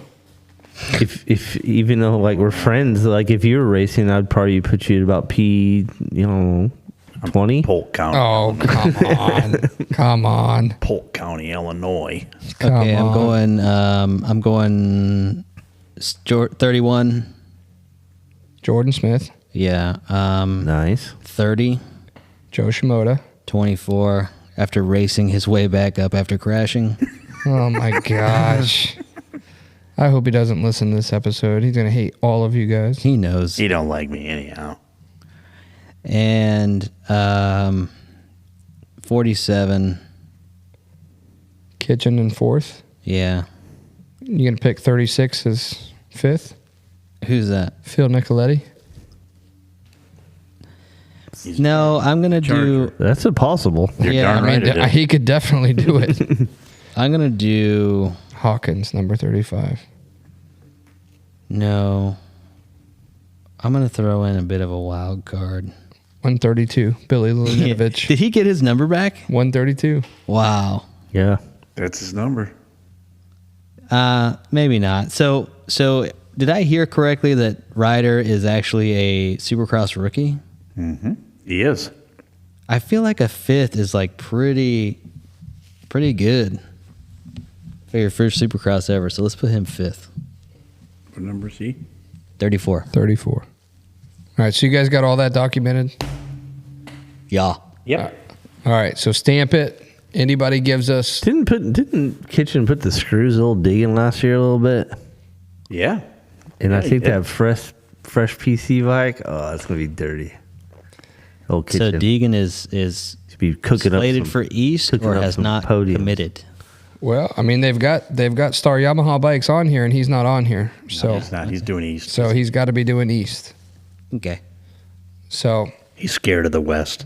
no, he He's scared. he ain't scared enough to. Yeah, he is. All right, so you got our picks for the top Like- 5 450. You got our picks for the top 5 250. Put your comments in the YouTube comments. They have to be on our YouTube, not our Instagram. Put them on our YouTube comments. As long as you are a subscriber of our YouTube channel and you have put your picks in the comments, if you have picked a better pick overall in both 450 and 250 than what we have done before the main event gate drop, which would be at 8 o'clock on Anaheim one night, then we will give something away, whether it's a pair of Oakley air brake goggles, Oakley sunglasses, a Fox set of gear, something that we will come up with. Tyler, you will figure out how to come up with the Logistically come up with point the structure equation. Yeah. that Quiz. somebody beats whoever. Hey, you want an Anaheim one side bet? Me and you? Yeah, what is it? Blonde or brunette? 30-second board. Oh, Monster. got to be blonde. All right, I'll take brunette. That's a 50-50 chance. I'll take Exactly. I'll take What if brunette. it's a redhead? 20 bucks. Well, I'd the almost- redhead I would we're almost- flat even. Wild card. Redhead, then we're getting Mexican food that night. Hey, write it down. I got brunette. It's 20 bucks on this bet. All right. Brunette for You're the 450 main event. 450 main event, 30-second card. I'm going blonde. You're going brunette. 20 bucks. $20. Burnett. All right. Yep. Damn, I'd love to get on that one. You got to come up with it, Duke. I know it. That's a good call, Shane. All right. So the final thing, now that we're done talking about our recap of Minios, we've done the facility update, we've done the A1 talk, debate, predictions. Upcoming, we have the 2024 Winter Rams Starting this weekend. starting this weekend, and they are going to be in Gainesville this weekend. Is it Diamondback or is it Gainesville? Diamondback. Diamondback this weekend. Yep. Tyler, you racing? Yeah. 450 Pro Sport. Right on, brother. I'll be there to watch you. I need a mechanic. I'm taken. Tyler, you're not serious, are you? No, he's racing it. No. Not in 450 Pro Sport. You're not FTR in it, are you? He's riding it in 450. The Diamondback track. Has anybody raced that? Or have you ever seen that race? I've never even Yes. been to that race. Yeah, the last time that we were there, Aiden got knocked out. It's, How it's is- the side of that hill, and it's a gravel pit. How is the spectating? It's fine. Spectating ain't bad. Yeah, it's fine. Yeah. It's fine. So, Winter Rams 2024 coming up. We've got Diamondback. I think we've got Dade City coming up right after that. We've got a couple different rounds. What is there, five? Yeah, Five, six rounds? Diamondback, Day City, Gatorback, Motor Bros. Okeechobee. Yeah, maybe Orlando. or something mixed in the between. So anybody that wants to see us, make sure that you find somebody with a Future MX, either bike, shirt, hat, something. Come say hi to us, take a picture. We're going to start doing some more giveaways this year. This is our first episode of 2024, and we're going to start doing a giveaway on almost every episode. So on this one right here, What? if you outpick our A1 picks, we will give away something, whether it's the Oakley air brake, an Oakley pair of sunglasses, a set of Fox gear, a signed jersey, something. We will give it away. So if you see any of us at the Winter Rams, the requirements for that is that you have to be a subscriber on our YouTube channel. You have to follow us on Instagram and try and take a picture.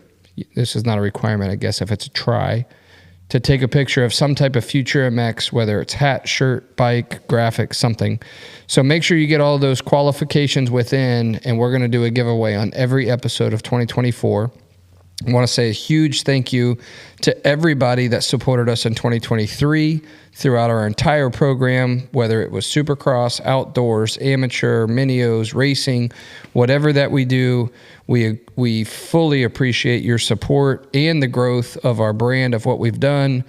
Tyler and I were talking about this yesterday. You know, now that we're over 20,000 followers between all of our different social media channels, between Facebook, Instagram, TikTok, Twitter, YouTube, but you know, you put all of those together, we're well over 20,000 followers, which doesn't seem like much in the social media world, but to see it grow like that in 1 year's time is awesome. The biggest thing is subscribing to our YouTube channel. That's what we need. We need your support, because when we can get subscribers, we can help more people, we can help more kids. And that's what Future MX is all about. That's what the whole idea was generated behind, is helping these kids and giving them a future in the sport of motocross. So please make sure that you subscribe to the YouTube and follow us on Instagram. Any final thoughts, Shane, before A1 coming into the new year, 2024? I'm excited about my picks. That's my final thought. I'm not too sure about Duke's picks. Yeah, I'm not either. But hey, 36 episodes and we're rolling strong and pretty excited about what's to come this season. I agree completely. Duke, 2024 is upon us. We got A1 coming. That 30-second board's got to be shook up over here. So This guy shook up. I want in next week. Okay. Okay. On Like the next episode, we're going to try and bring you more episodes. Like I said, everybody, I apologize. We took a little bit of a break there, feeling a little under the weather, and we had the holidays there upon us. But now that we're on 2024, we're excited. We're rejuvenated. Tyler's got some great ideas and things that are going to be coming through in 2024. And like I said, we're going to try and do a giveaway on every episode that we can from here on out. So with that said, again, please make sure you tell your friends, tell your family, anybody that has a smartphone, a laptop, an iPad, subscribe to us on YouTube. TV. Follow us on Instagram, because we need every one of those to try and help us continue the support that we're doing for all these different people. But without that, Tyler, any other final comments? Looking forward to A1. Drop your stuff in the comments. If you're going to the Winter Am, make sure that you like, subscribe, and all that stuff. And if you need information on the Winter Am, actually, you can find everything at unlimitedsportsmx.com. And Duke's picks were terrible. Well, huge thank you to Extreme Power Sports out of Tampa, Mr. Hans. Anybody looking for a Honda, a Husky, a Gas, a Polaris, anything that you can think of, even parts-wise, please make sure to visit Extreme Power Sports. They're on 301 just south of State Road 60. You can also see them online. Check them out. All you got to do is a simple Google search, Extreme Power Sports Tampa, and they'll pop right up. So with all that said, episode 36 comes to a close. Appreciate it, boys. Thank you all for coming. All right.